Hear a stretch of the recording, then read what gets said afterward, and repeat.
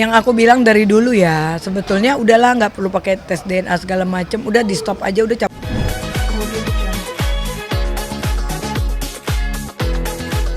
Iya, kalau menurut aku sih ya, kalau Lisa sampai menikah pasti dia konfirmasi ke aku, pasti dia kasih tahu kan sebagai sahabat. Kalau menurut aku sendiri itu mungkin dia lagi ada project gitu, project mungkin entah itu photoshoot untuk prewedding, entah itu photoshoot untuk next time dia wedding ke depannya temanya seperti ini, kurang lebih seperti itu. Jadi kalau misalnya sekarang rame diperbincangkan apakah dia udah langsung mau menikah lagi? Aku rasa kan belum. Aku rasa itu hanya ada project untuk yang berhubungan dengan wedding tersebut gitu. Aku udah tanyakan juga. Ya memang itu lagi dia ada project dengan ada beberapa orang temannya lah gitu untuk project urusan wedding gitu loh. Berarti kan dipastikan ya memang itu bukan Lisa mau menikah di bulan depan atau foto prewedding dia pribadi banget, enggak. Mungkin ada dia bilang gue pasti hubungin lo lah Kak, gila kalau gue nggak hubungin nggak mungkin. Berarti ya itu jangan disalahartikan ya gitu, takutnya kan nanti malah kasihan Lisanya, perasaan cerainya belum selesai, nanti kasihan lagi kan akhirnya dapat hujatan baru ya kan, yang tadinya baru mau tenang ada lagi kan kasihan juga gitu. Netizen pasti kan pada ya wajar karena kan cerainya baru kemarin lagi proses cerai terus tiba-tiba udah pakai baju prewed. Jadi ya nggak apa-apa, mungkin ada bagusnya juga ditanyakan jadi biar diluruskan juga. Itu dia ada project untuk event wedding gitu. Yang aku tahu sih lagi pendekatan ya, namanya juga baru pacaran. Mungkin lagi senang bikin konten bareng. Ya aku bilang sih nggak apa-apa. Maksudnya selagi masih kan yang penting pacaran dulu karena kalau udah cerai pun kan juga ada masa idahnya juga kan. Nggak mungkin langsung cerai aja belum ketok palu langsung mau nikah lagi kan nggak boleh kayak gitu karena masalahnya di Indonesia nanti yang marah orang yang beragama gitu kan nanti kesannya jadi wah gitu. Jadi aku memang di sini ya kalau dia lagi dekat seseorang atau apa ya itu haknya dia lah ya kan. Yang penting aku selalu ingetin sama Lisa, yang penting kamu kalau bikin konten tuh yang baik gitu, maksudnya jangan yang udah lagi keruh akhirnya salah bikin konten jadi tambah lagi keruh, nanti kan kasihan Lisanya jadi rugi 2 kali gitu. Sebagai temannya Lisa nih, Lisa kan sempat mengecewakan bahwa si RK ingin melanjutkan proses hukumnya. KBRI sebagai gimana tanggapannya soal kasus dia sama RK? Oke, sebenarnya aku udah bilang sama Lisa dari 3 bulan yang lalu ya, pas aku lagi nginep di rumahnya gitu kan. Udah aku ingetin Lis, jangan terprovokator oleh oknum-oknum yang tidak bertanggung jawab. Karena apa? Dalam segi hukum juga, kalau kamu ada apa-apa, mau yang ngebelain kamu 1000 pengacara juga, tetap yang akan jadi terdakwa dan terpidana nantinya kan adalah kamu. Jadi kamu harus hati-hati menjaga dirimu sendiri. Keluarga pun tidak ada yang bisa nolong, karena kan ini urusan kamu yang melaporkan kan gitu. Jadi jangan sampai nanti akhirnya masalah ini nggak selesai-selesai, kamu terlarut oleh janji-janji surga. Oh tenang Lisa, lu bisa tuntut sekian puluh miliar ya. Lisa kan masih lugu banget anaknya, umurnya masih 25 ya. Jadi asam garam hidup tuh mungkin ya udah banyak tapi mungkin di bidang tertentu. Tapi kalau urusan hukum kan mungkin dia hanya tahu orang yang saat ini kasih tahu dia gitu. Aku bilang beda sama gue. Kalau gue yang orang hukum aja dulu udah pernah dijatoin juga gara-gara kasus ikan asin kan gitu. Itu pun kan gara-gara temen juga gitu loh. Gara-gara temen aja kita jadi disalah-salahin. Apalagi ini kamu yang melaporkan, apalagi Pak RK kan juga di sini kan pejabat, punya keluarga, bukannya bujangan, bukan duda loh. Ini kan udah nggak bagus banget beritanya. Dan aku adalah walaupun aku sahabat, aku selalu setiap diwawancara saya tidak pernah setuju dengan tindakan Lisa.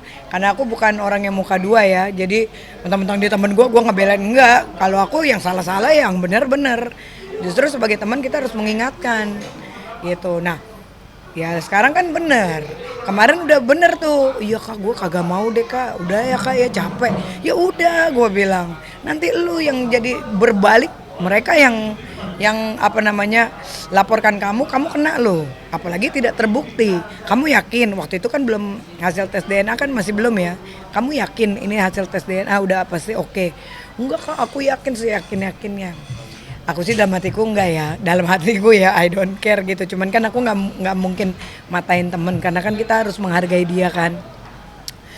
Tapi ingat, ketika itu tidak terbukti, resiko kamu yang tanggung. Udah kok kak, aku yakin seyakin-yakinnya. Ya udah, ternyata kan benar kan.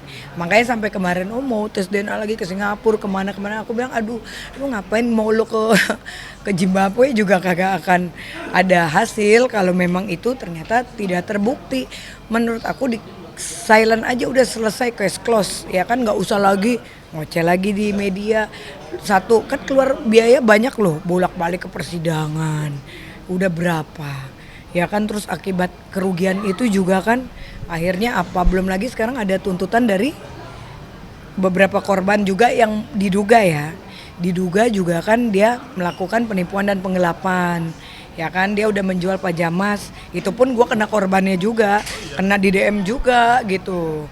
Tapi aku konfirmasi ini kok ya alhamdulillah kan, untung karirku baik-baik aja ya sampai sekarang gitu, apalagi urusan uang-uang alhamdulillah sih amit-amit jangan pernah deh.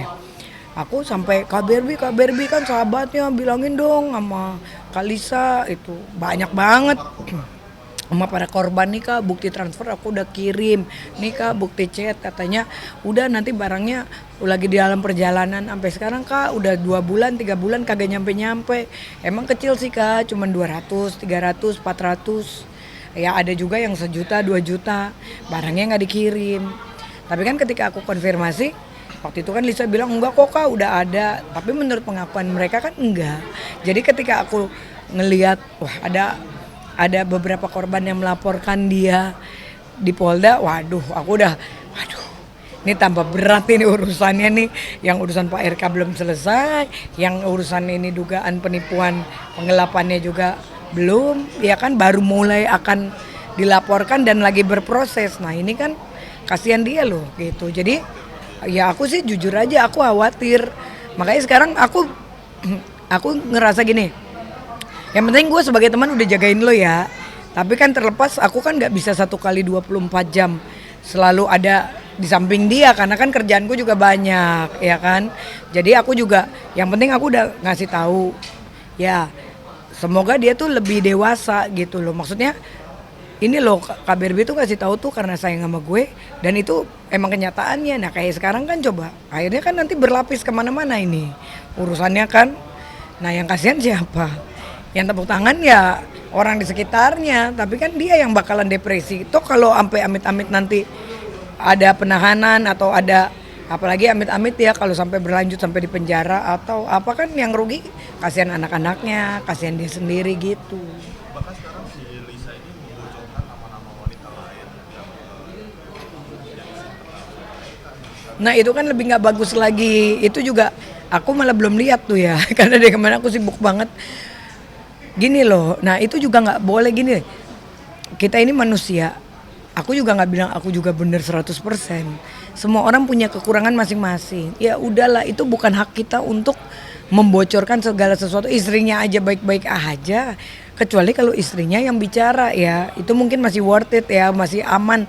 Karena ya itu istrinya lah. Kalau posisi dia kan cuman hanya orang lain, apalagi di situ juga kan yang aku tahu kan Pak RK juga udah pernah kasih biaya dia segala macam ya, untuk membantu kuliah segala macam. Jadi menurut aku ya itu udah kebaikan orang loh, orang udah baik, udah pernah membantu, ya udah aja. Kalaupun sekarang nggak terbukti, ya itu aku rasa karena pengaruh oknum-oknum yang sekelilingnya tadi, yang udah lu buka aja terus-terusan biar intinya kan biar dapat uang. Konotasinya di sini kan biar gimana caranya dapat uang. Ya itu kan salah.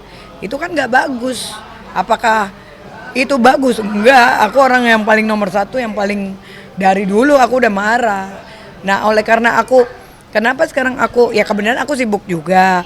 Terus kan juga emang jarak rumah aku sama Lisa kan cukup jauh ya. Jadi ya dari kemarin Lisa juga udah ayo dong Kak temenin aku ya kan bintang tamu ya kan di salah satu stasiun TV ini itu ayo dong Kak nginep bareng apa iya bentar ya gue bilang gue masih ngurusin kerjaan karena kan biasa aku di Bali ini aku lagi di Jakarta banyak kerjaan terus kasus-kasus klien aku juga yang aku harus tanganin tapi aku selalu ngawasin aja gitu sekali-sekali doang sih aku lihat TikTok lihat apa namanya berita kok jadi tambah runyam aduh apa yang gue omongin nih ya ya mungkin susah ya dia kan orangnya nggak enakan jadi ya kalau dia satu orang dikerubut sama beberapa orang ya otomatis dia jadi ngikut ke arah orang-orang yang lain karena dianggap orang-orang yang lain itu pasti kan akan mensupport padahal aku udah selalu ingetin lo kalau urusan pidana nggak ada yang support lo mau pakai 1000 pengacara semua juga akan tepuk tangan aja kalau lo kenapa-napa bukan tanggung jawab pengacara adalah sifatnya hanya mendampingi secara hukum tapi kalau lo sampai amit-amit jadi terdakwa apalagi terpidana ya itu lo masuk penjara sendiri gitu. Nah itu dia. diduga penerima juga hasil korupsi Maksudnya si wanita yang lain-lain. bocorkan nama Lisa ini katanya juga penerima juga hasil dugaan korupsi Ya sebenarnya kan jadi melebar kemana-mana ya. Makanya aku bilang kan, sekarang gini loh, kalaupun dia tahu, kalaupun anggaplah dia tahu, ya menurut aku nggak usah juga, itu bukan ranah dia kok, gitu kan. Aku udah tahu tapi aku kan nggak mau gini. Kalau aku gini, aku punya karir sendiri. Amit-amit ya, aku nggak pernah terlibat urusan prostitusi sampai hari ini. Hidup gue baik-baik aja. Gue masih punya karir, masih punya title advokat, ADV title gue. Dan aku nggak pernah masuk ke dunia-dunia ya ibarat kata wanita-wanita yang mungkin bisa dibeli hanya karena uang kan gitu. Jadi walaupun namanya ada beberapa bahkan teman-temanku juga yang aku tahu tapi aku kan bukan ranah aku untuk aku harus ngebocorin karena bagi aku gini setiap orang kan udah punya jalan hidup masing-masing bener gak sih nanti kita kayaknya aku nggak mau kayak temen-temen ada artis yang semua aib orang dibongkar akhirnya sekarang urusannya jadi pidana-pidana juga karena itu bukan ranah aku gitu makanya aku selalu statement aku adalah aku bicara tentang bagian hukumnya. Kalau urusan pribadi itu kan urusan pribadi. Kasarnya lo jual gue beli atau dia menjual ya ada juga orang yang punya duit yang ngebeli ya wajar-wajar aja dong. Itu kan urusan kesepakatan mereka bersama dari awal, bener gak? Nah, kalaupun harus sampai dibongkar, tapi aku sangat menyayangkan ya nggak usah Lisa. Jadi nanti jadi tambah panjang akhirnya apa? Dia bongkar-bongkar nama, dia punya musuh lagi dari teman-teman, makin nambah lagi orang yang sakit hati. Belum urusan sama Pak RK udah belum selesai, nanti ada lagi teman-teman main sendiri jadi sakit hati. Kan jadi kasihan gitu, yang kasihan siapa? Dia lagi. Jadi seharusnya dia bijak aja sih menurut aku. Karena gini, bukan cuma dia yang tahu. Sebenarnya ini kan udah rahasia umum. Siapa-siapa aja sih yang ini itu. Kita udah pada tahu kok teman-temannya yang terlibat siapa-siapa aja. Tapi kan bukan ranah. Kalau aku mau disuruh ngaku kayak gimana, aku dibayar mahal juga, aku nggak mau. tapi mungkin nggak dengan caranya Lisa membongkar nama-nama wanita lain ini dengan tujuan dia untuk agar supaya Pak RK menurunkan langkah hukumnya Menurut aku sih justru itu malah makin memberatkan Lisa nantinya. Iya dong, karena dia satu kapasitasnya juga dia apa. Walaupun dia tahu, taruhlah dia sebagai saksi. Tapi kan itu menambah lagi rasa kecewa, sakit hati, apalagi keluarga besarnya Pak RK kan. Itu yang pertama. Yang kedua ya kan, ke teman-temannya dia sebutin nama si A, si B, si C. Apakah temannya akan diem? Kan enggak. Kasihan kan.